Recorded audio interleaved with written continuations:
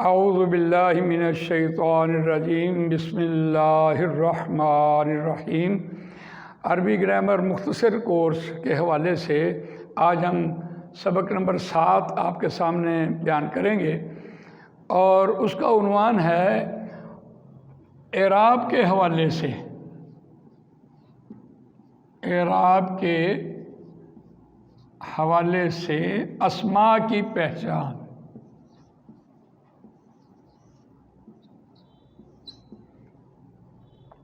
یہ ایسا سبق ہے، بظاہر تو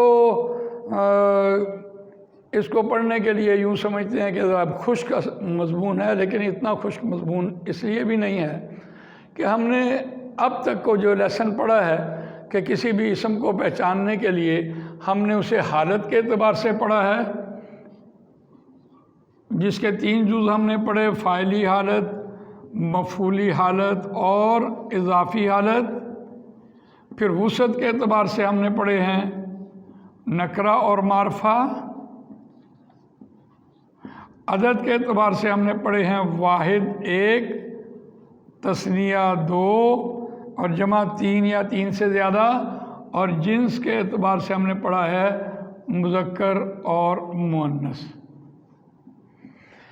اتنا کچھ کسی لفظ کے بارے میں جان لینے کے بعد بھی کچھ ایسے الفاظ ہمارے سامنے آتے ہیں جن کو پھر بھی ہم پہچاننے سے قاصر ہوتے ہیں۔ مثال کے طور پر ایک لفظ دیکھیے، موسیٰ، عیسیٰ۔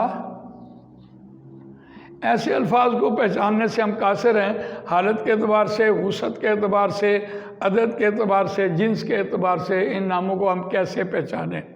اس کا مطلب ہے کہ کچھ ابھی بات باقی ہے جس کو ہم نے مکمل کرنا ہے۔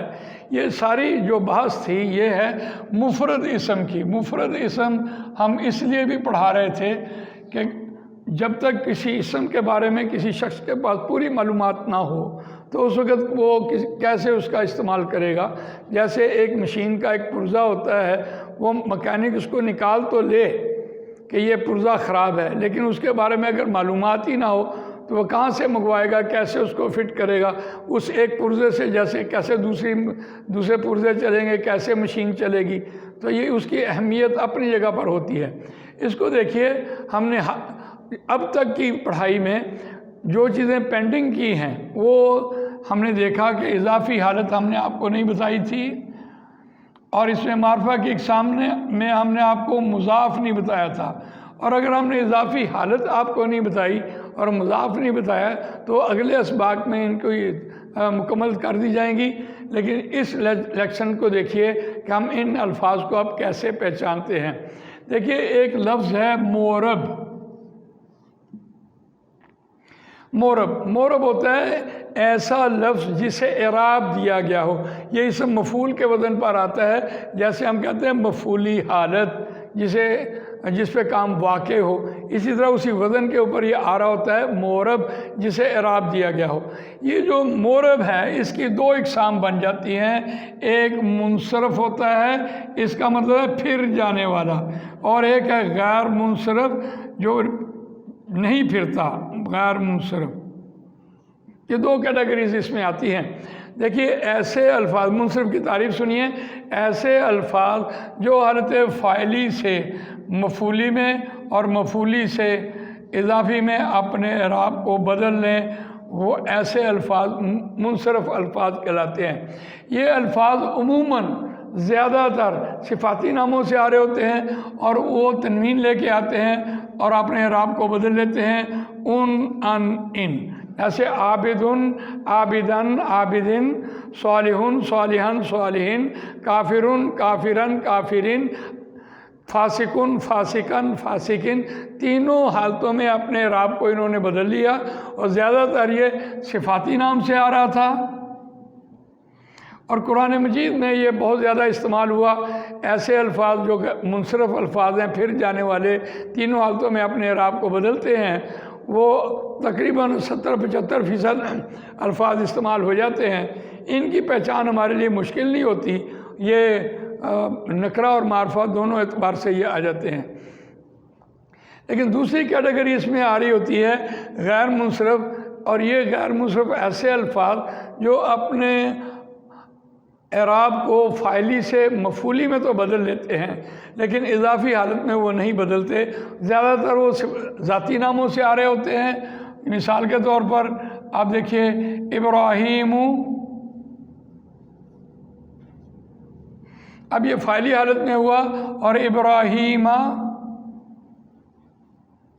یہ مفعولی حالت میں ہوا، اور ابراہیمہ اب یہ اضافی حالت میں ہوا، یعنی دونوں مفعولی اور اضافی دونوں حالتوں میں یہ ایک جیسے رہتے ہیں۔ زیادہ تر ذاتی ناموں سے آ رہے ہوتے ہیں، مثال کے طور پر احمد، اسود، احمدہ، احمدہ، اسود۔ اسی طرح بہت ہی خوبصورت بات یہاں یہ ہے ابراہیم کے ساتھ، اور دیکھیے اسرائیل، یعقوب، اور آپ کو مل جائے گا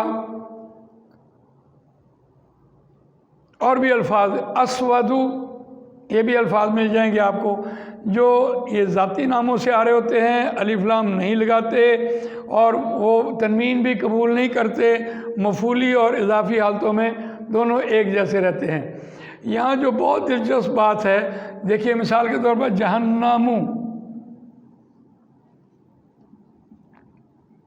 یہ ذاتی ناموں سے آ رہا ہے، جہنمہ، جہنمہ، کبھی آپ نے کسی کو جہنمی نہیں کہا۔ اسی طرح ابراہیمین بھی نہیں ہو سکتا، یعنی کسی شخصیت کے ساتھ اللہ تعالیٰ نے کسی کی نسبت نہیں رکھی۔ ہم عام طور پر کہہ رہے ہوتے ہیں ترک سے ترکی، یعنی ترک کا رہنے والا، ترک کا باشندہ، پنجاب سے پنجابی، سندھ سے سندھی، وہاں کا باشندہ، یہ اردو میں ہم کہہ رہے ہوتے ہیں۔ اردو میں کسی سے نسبت ہو سکتی ہے، عربی میں کسی سے نسبت نہیں ہو سکتی، کسی شہر سے نسبت نہیں ہو سکتی، کسی جگہ سے نسبت نہیں ہو سکتی، لیکن ہم کہہ رہے ہوتے ہیں، ہم نے نسبتیں بنا لی ہوئی ہیں۔ ان نسبتوں کی وجہ سے تو ہم مسلکوں کی وجہ سے اور بٹے چلے جا رہے ہیں، دیوبندی، پھر ہم کہہ رہے ہوتے ہیں وہابی، کسی شخصیت کے ساتھ اپنے آپ کو جوڑ رہے ہوتے ہیں، بریلوی ہم کہہ رہے ہوتے ہیں، تو کسی شخصیت یا جگہ کے ساتھ اللہ تعالیٰ نے کسی کی نسبت عربی میں نہیں رکھی۔ اس کو آپ دیکھیے، بہت خوبصورت بات ہمارے سامنے آئی ہے۔ اور اس کی جو دوسری کیٹیگری ہے، یہ غیر منصرف الفاظ کہلاتے ہیں، اور اس کے بعد مورب کے ساتھ ایک دوسری کیٹیگری آتی ہے، وہ مبنا، تینوں حالتوں میں ایک جیسا رہنے والا۔ موسیٰ اور عیسیٰ اسی کیٹیگری میں آتا ہے، موسیٰ، موسیٰ، موسیٰ، عیسیٰ، عیسیٰ، عیسیٰ۔ اس میں دیکھتے ہیں تو ساری ضمیریں بھی آ جاتی ہیں، ہوا، ہوا، ہوا، تینوں حالتوں میں، ذالکہ، ذالکہ، ذالکہ، تینوں حالتوں میں ایک جیسا۔ اس میں اشارہ دیکھیے، ہاذا، ہاذا، ہاذا، یعنی اس میں ہمارا اشارہ ہو، اس میں ضمیر ہو، اس میں موصولہ ہو، منادہ ہو، یہ سارے جتنے ہیں یہ سارے تینوں حالتوں میں ایک جیسا رہنے والے الفاظ ہوتے ہیں۔ اسی طرح دنیا دیکھیے، تینوں حالتوں میں ایک جیسا رہنے والا۔ تو ایسے الفاظ مبنا ہوتے ہیں۔ یہ تینوں اس کیٹیگری، اس لیسن کو پڑھنے کے بعد ہم اس نتیجے پر پہنچ گئے کہ ہم نے سارے الفاظ کی پوری پہچان سیکھ لی ہے، اور اس کے بعد ہم اسم کا استعمال پڑھیں گے۔ یہ آج کا ہمارا لیسن اتنا ہی تھا، اس کو ہم نے آج مکمل کیا، اور کوئی بات اس میں نہیں رہی۔ کتاب کا صفحہ نمبر 84 ہے، اور یہ جو آپ کو پروگرام بتایا جا رہا ہے تعلیم الحق کے حوالے سے یوٹیوب میں یہ ہم پروگرام اپلوڈ کر رہے ہیں، اور اس کتاب کا لیسن نمبر 7 آ رہا ہے۔ جزاک اللہ خیر۔